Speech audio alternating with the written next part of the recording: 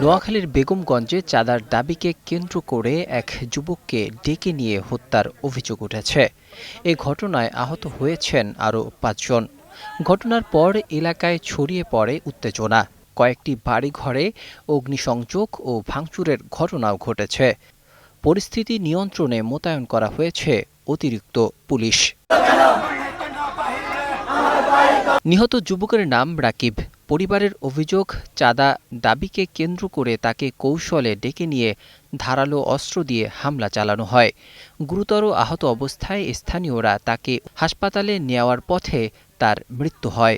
এ ঘটনায় আহত হয়েছেন আরও ৫ জন। তাদের মধ্যে রাকিবের ছোট ভাই রিমন ঢাকা মেডিকেল কলেজ হাসপাতালে আশঙ্কাজনক অবস্থায় চিকিৎসাধীন রয়েছেন।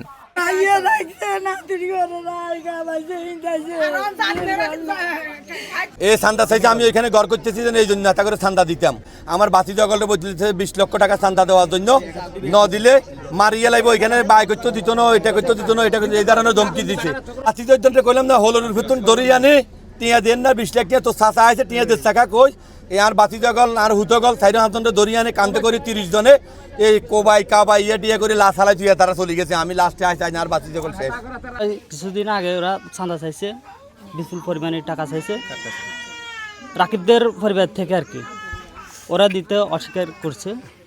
রাকিবটা এক পর্যায়ে এখন মৃত্যু হয়ে গেছে, আরও ৫-৬ জন মৃত্যুসজ্জা আছে। ওরা আহত, কিছু ঢাকা মেডিকেল, কিছু মাঝি মেডিকেল। বাইরে ৪-৫ জন মানুষের টোনা চাবি ধরি আমার বাইরে দোকানের ভিতরে ঢুকা হেলাইছে। ঢুকা হেলাই আমার বাইরে মাথার বাই চাইনিজ স্কুল দিয়ে 2টা কোপ দিছে, রড দিয়ে একটা বাড়ি দিছে। আর আমার বাইরের মুজক বাইরে গেছে, আমার বাড়িতে ওইখানে পড়ে গেছে। আর আমার বাইরে ওরা মানে দড়ি ৪-৫ জন দড়ি মেলামারি রাস্তার ফুটপাতে ফালাই দিছে। হত্যার খবর ছড়িয়ে পড়ার পর এলাকায় উত্তেজনা দেখা দেয়। এক পর্যায়ে কয়েকটি বাড়িঘরে হামলা, ভাঙচুর ও অগ্নিসংযোগের ঘটনা ঘটে। তবে এসব ঘটনার জন্য উভয় পক্ষই একে অপরকে দায়ী করছে। আগুনে ক্ষতিগ্রস্ত পরিবারগুলো বলছে তারা এখন নিরাপত্তাহীনতায় ভুগছেন। পুরো এলাকা পুরুষশূন্য হয়ে গিয়েছে, বিরাজ করছে আতঙ্ক। সকালবেলা শুনি যে কি একটা লোক মারা গেছে, পরে দিয়ে দেখি যে পুরো স্বর্ণকারের ভিতরে কোনো ফোলাফাইন নাই, সবাই লুকিয়ে রয়েছে। এতটুকুর মধ্যে সবাই টেনশনে আছে, ভয়ে আছে। পরে দেখি যে কি আসির সাথে সাথে ঘর ভাই বাংসুর করে, বাংসুরের সাথে দেখি কি আগুনও লাগাই দিতে আছে। আত্মান চাইলে ছিল বইনুতর গোবাই ধান হয়ে যায় ৩০ মন ৪০ মন ধান আলপাইত ব্যাগ জ্বলি হয়ে গেছে। আর একটা দিকে দিয়ে তারা হইসই করে আর আমরা বেগুন লাগেছি। রান্ধা বাইও করতে মারি না, খাইতে মারি বাইগর দুয়ের হইয়ে লেছে। পরিস্থিতি নিয়ন্ত্রণে ঘটনাস্থলে অতিরিক্ত পুলিশ মোতায়েন করা হয়েছে।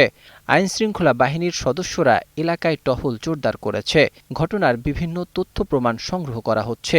অভিযোগের সত্যতা যাচাই করে জড়িতদের দ্রুত আইনের আওতায় আনা হবে।